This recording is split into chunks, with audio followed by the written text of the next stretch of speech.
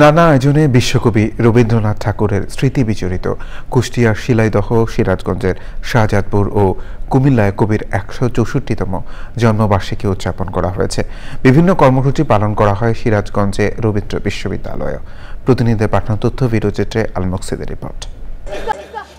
বিশ্বকবি রবীন্দ্রনাথ ঠাকুরের জন্মবার্ষিকীতে কুষ্টিয়ার শিলাইদহের কুটিবাড়িতে ৩ দিনের জাতীয় অনুষ্ঠান উদ্বোধন করা হয়েছে।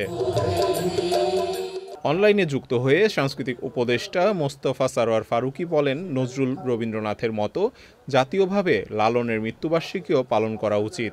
যা কিছু আমাদের সম্পদ হয়েছে, আমাদের সঙ্গে ইন্টারাকশন হয়েছে, এর সবকিছুকে আমরা ওন করতে চাই এবং এর সবকিছুকে ওন করার মাধ্যমেই আমি মনে করি আমাদের দেশটা সমৃদ্ধ হয়েছে এবং সামনে আরো সমৃদ্ধ হবে। সাংস্কৃতিক মন্ত্রণালয়ের সচিব মফিদুর রহমানের সভাপতিত্বে স্মারক বক্তব্য দেন ভাষাবিজ্ঞানী অধ্যাপক মনসুর মুসা।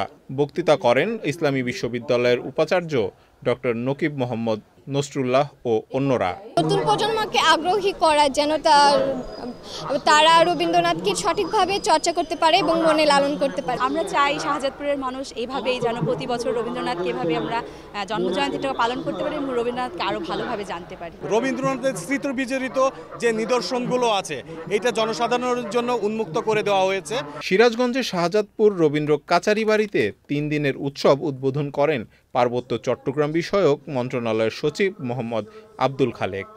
গতানুগতিক জন্মদের থেকে তিনি বেরিয়ে এসে আসলে সাহিত্য চর্চায় মনোনিবেশ করেছিলেন এই শাহজাদপুরে এখানে বসে, এবং তার ইচ্ছা যা ইচ্ছা যখন যেভাবে এসেছিল তিনি তাই রচনা করে গেছেন। তার নিজের ভাষায় তিনি বলেছেন যে শাহজাদপুরে যেমন আমার মনে লেখার মতো ভাব ও ইচ্ছা আসে তেমনটাই আমি আর কোথাও আমার মনে আসেনি। কাচারি বাড়িতে ভিড় করেছেন রবীন্দ্রপ্রেমীরা।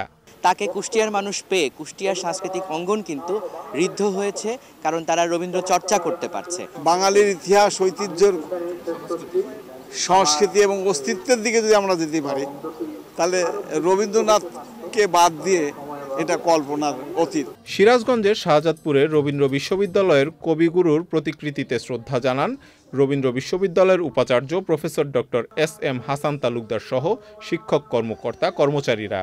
পরে আলোচনায় ২৭ ও ২৮ মে শাহজাদপুরে রবীন্দ্র জন্মোৎসব এর ঘোষণা দেন উপাচার্য। অনুষ্ঠানে রবীন্দ্র বিশ্ববিদ্যালয়ের শিক্ষক ও শিক্ষার্থীরা রবীন্দ্রসঙ্গীত পরিবেশন করেন। কুমিল্লা জেলা শিল্পকলা একাডেমি প্রাঙ্গণে সকালে হৃদয়ে রবীন্দ্রনাথ মুরলে শ্রদ্ধা নিবেদন করা হয়।